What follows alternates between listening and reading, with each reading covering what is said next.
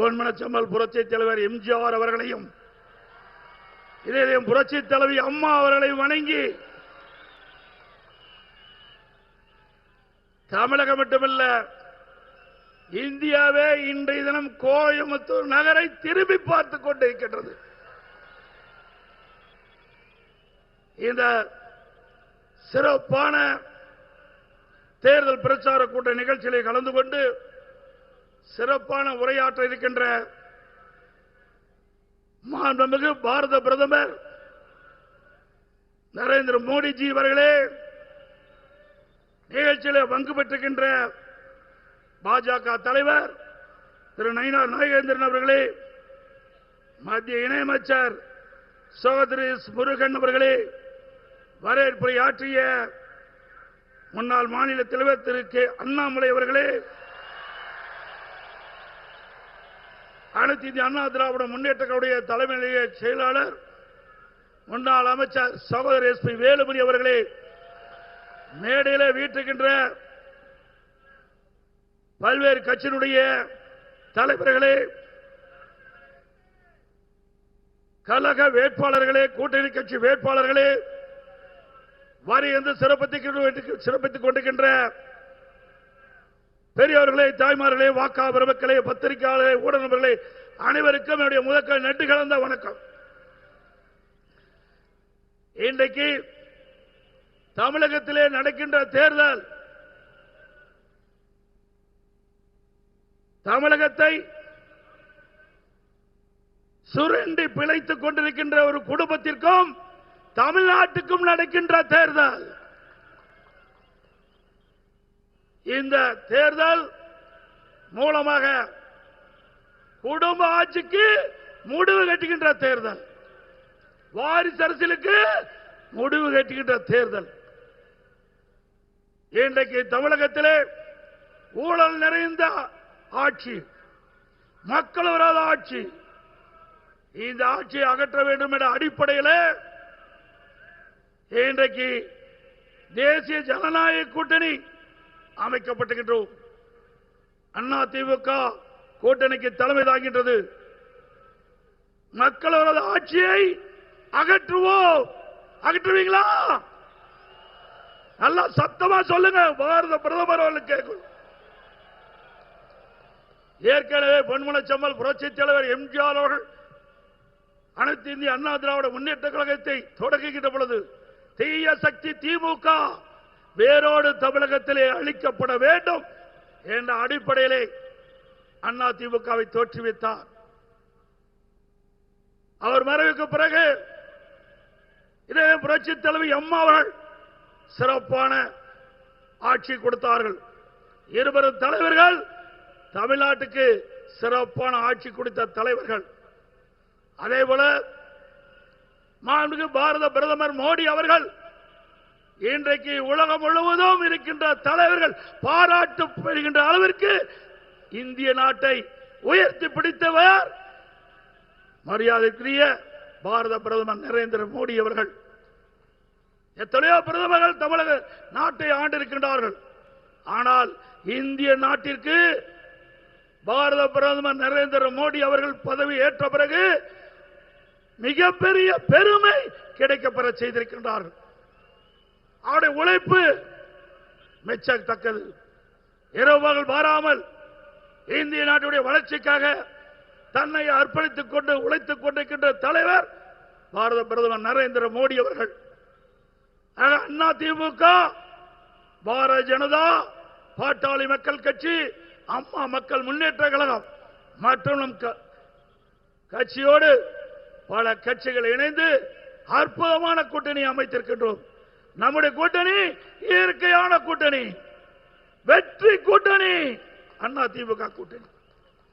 திராவிட முன்னேற்ற கழகம் ஆட்சி பொறுப்பேற்று 5 ஆண்டுகள் ஆகின்றன. 5 ஆண்டு காலத்தில் திராவிட முன்னேற்ற கழகத்துடைய சாதனை 5 லட்சம் கோடி தமிழகத்திலே கடன் பெற்று இந்தியாவிலேயே கடன் வாங்குவதிலே முதல் மாநிலம் தமிழ்நாடு. அந்த சாதனை தான் இன்றைய முதலமைச்சர் படைத்திருக்கின்றார். 73 ஆண்டு காலம் பல கட்சிகள் தமிழ்நாட்டை ஆண்டிருக்கின்றன. 2021 வரை தமிழ்நாட்டுடைய கடன் அளவு 4,85,000 கோடி. 2021 இருந்து 2026 வரை திராவிட முன்னேற்றங்களுடைய ஆட்சி அவர்கள் வாங்கிய கடன் 5 லட்சம் கோடி. எந்த ஒரு பெரிய திட்டமும் இதுவரை கொண்டு வரப்படவில்லை.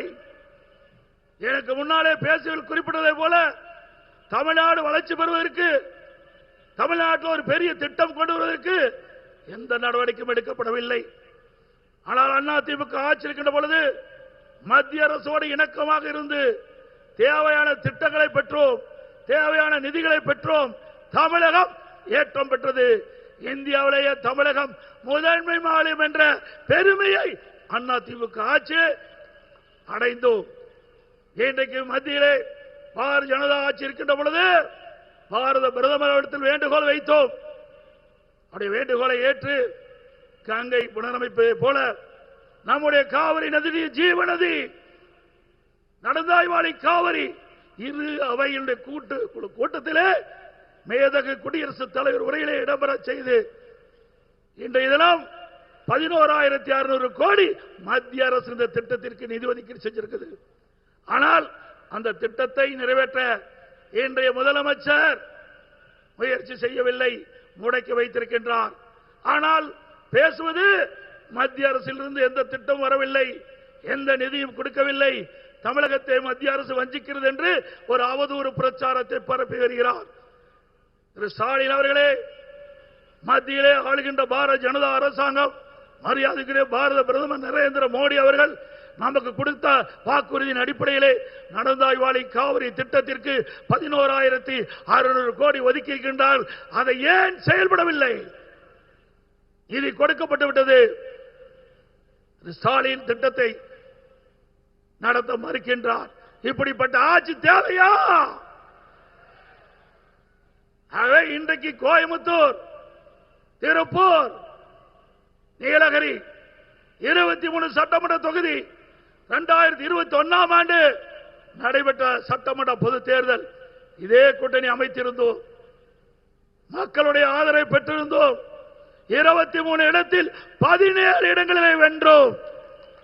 23 இடத்தில் 17 சட்டமன்ற தொகுதி வென்ற கூட்டணி தேசிய ஜனநாயக கூட்டணி. இன்றைக்கும் அதே கூட்டணி அமைத்திருக்கிறோம். 23 சட்டமன்ற தொகுதியும் 100க்கு 100 வெற்றி பெறும் தேசிய ஜனநாயக கூட்டணி. அதிமுக தலைமை தாங்குகின்ற கூட்டணி 100க்கு 100 வெற்றி பெறும். அதுவும் கோவை மாவட்டம் இன்றைக்கு அதிமுக கோட்டை 10 இடம். 2021 10 இடம், 10 இடத்திலும் அதிமுக நம்முடைய கூட்டணி வெற்றி பெற்று ஒரு இடம் கூட திமுகவுக்கு கிடைக்கவில்லை. அவர்கள் ஆட்சியில் இருந்திருக்கலாம், ஆனால் இங்கே ஆட்சி செய்தது நம்முடைய கூட்டணி. அதே போல நடைபெற்ற சட்டமன்ற பொது தேர்தல் 234 இடங்கள், அதிலே அதிமுக தலைமையில் அமைக்கப்பட்ட தேசிய ஜனநாயக கூட்டணி 210 இடங்களிலே வெல்லும் வெல்லும். நம்முடைய கோயம்புத்தூர் மாநகரத்திலே பல்வேறு திட்டங்களை நிறைவேற்றி கொடுத்திருக்கின்றோம். அதே போல நீலகிரியிலே பல்வேறு திட்டங்கள். நாம் கேட்ட மருத்துவக் கல்லூரி மாண்புமிகு பாரத பிரதமர் ஊட்டியிலே மிகப்பெரிய மருத்துவக் கல்லூரி மருத்துவமனை கொடுத்திருக்கின்றார். திருப்பூர் மாவட்டத்திற்கு அற்புதமான மருத்துவக் கல்லூரி மருத்துவமனை கொடுத்திருக்கின்றார். இதை விட என்ன வேண்டும்? ஒரே ஆண்டில் மத்திய அரசாங்கம் நாம் கேட்டுக்கொண்ட அந்த கோரிக்கையை ஏற்று தமிழ்நாட்டு மக்களுடைய நன்மை கருதி 11 மருத்துவக் கல்லூரி கொடுத்து இன்றைக்கு நமக்கு ஒரு மிகப்பெரிய அடையாளத்தை கொடுத்திருக்கின்றார். இந்த மாவட்டம், இங்கே கோவை மாவட்டம், நீலகிரி மாவட்டம், திருப்பூர் மாவட்டம், 3 மாவட்டம் ஒன்றாக கலந்து இந்த கூட்டம் நடந்துட்டு இருக்குது. இந்த 3 மாவட்டத்தில் 2 மாவட்டம் ஊட்டி, திருப்பூர் 2 இடத்தில் 2 மருத்துவக் கல்லூரியை கொடுத்த அரசு மத்திய அரசு. திமுக ஆட்சிக்கு வந்து 5 ஆண்டுகள் ஆகிறது. ஒரு மருத்துவக் கல்லூரி உங்களால் கொண்டு வர முடிஞ்சதா? 2011 2021 வரை அதிமுக ஆட்சியிலே 17 அரசு மருத்துவக் கல்லூரி மருத்துவமனை, 7 சட்டக்கல்லூரி, 21 பாலிடெக்னிக் கல்லூரி, 68 கலை மற்றும் அறிவியல் கல்லூரி, 4 பொறியியல் கல்லூரி, 4 வேளாண்மை கல்லூரி, 5 கால்நடை மருத்துவக் கல்லூரி ஆராய்ச்சி நிலையம் கொண்டு வந்து இந்திய திருநாட்டிலே பட்ட படிப்பதிலே முதல் மாநிலம் தமிழ்நாடு. ஆக திரு ஸ்டாலின் அவர்களே, எப்பொழுது பார்த்தாலும் அண்ணா திமுக ஆட்சியிலே எந்த திட்டத்தையும் நிறைவேற்றவில்லை என்று தவறான கருத்தை, அவதூறான கருத்தை பரப்பி வருகிறார். அதை நிறுத்திக் கொள்ளுங்கள். அண்ணா திமுக ஆட்சி ஒரு பொற்கால ஆட்சி. அமைக்கப்படுகின்ற கூட்டணி வலிமையான கூட்டணி. மத்தியிலே பாரத பிரதமர் அவர்கள் இந்த தமிழகம் மட்டுமல்ல, இந்திய நாட்டில் அனைத்து மாநிலத்துடைய வளர்ச்சியை இன்றைக்கு அவருடைய தலைமையிலே பார்க்கின்றோம். கோவை விமான நிலையம் நாங்கள் இருக்கின்ற பொழுதே நிலத்தை கொடுத்தோம். இன்று வரை நிலத்தை மத்திய அரசுக்கு முழுமையாக ஒப்படைக்காத காரணத்தினால் விமான நிலையம் இன்னும் முழுமை பெறவில்லை. ஆக திராவிட முன்னேற்ற கழகம் எப்பொழுதெல்லாம் ஆட்சிக்கு வருதோ அப்பொழுதெல்லாம் ஊழல் நிறைந்த ஆட்சியாக இருக்கும், மக்களோட ஆட்சியாக இருக்கும். இன்றைய தினம் போதைப் பொருள் விற்பனை, எங்கே பார்த்தாலும் போதைப் பொருள் விற்பனை, கஞ்சா விற்காத இடமே இல்லை. இதனால சிறுமிகள் பாதிக்கிறாங்க, பெண்கள் பாதிக்கிறாங்க, பாட்டியம்மா கூட பாதிக்கிறாங்க. அப்படிப்பட்ட அவல ஆட்சி தேவையா? சிந்தித்து பாருங்கள். இந்த தேர்தல் மூலமாக திராவிட முன்னேற்ற கழகத்தை வீழ்த்துகின்ற தேர்தல். தமிழகத்திலே 3 மாதம் ஆட்சி அமைந்துடனே 3 மாதத்தில் இன்றைக்கு தமிழகத்தில் இருக்கின்ற இந்த கஞ்சாவை முழுமையாக அறவாக ஒழிக்கப்படும். தமிழகம் போதைப் பொருள் இல்லாத மாநிலமாக உருவாக்குவோம். தமிழகத்திற்கு தேவையான திட்டங்களை மத்தியிலிருந்து பெறுவோம். தமிழ்நாட்டு மக்கள் என்ன எண்ணுகின்றார்களோ அந்த எண்ணப்படி மத்திய அரசோடு இணைந்து பணியாற்றி நமக்கு தேவையான நிதிகளை பெற்று தேவையான திட்டங்களை பெற்று தமிழ்நாடு இந்தியாவிலே நம்பர் 1 மாநிலம் என்ற பெருமையை உருவாக்குவோம் என்று சொல்லி மேடையிலே வீட்டுக்கின்ற நம்முடைய அற்புதமான வேட்பாளர்கள், சிறப்பாக பணியாற்றக்கூடிய வேட்பாளர்கள், அனைத்து இந்திய அண்ணா திராவிட முன்னேற்ற கழக வேட்பாளருக்கு இரட்டை சின்னத்திலே வாக்களியுங்கள். பாட்டாளி மக்கள் கட்சி வேட்பாளருக்கு மாம்பழ சின்னத்திலே வாக்களியுங்கள். பாரதிய ஜனதா கட்சி வேட்பாளருக்கு தாமரை சின்னத்திலே வாக்களியுங்கள்.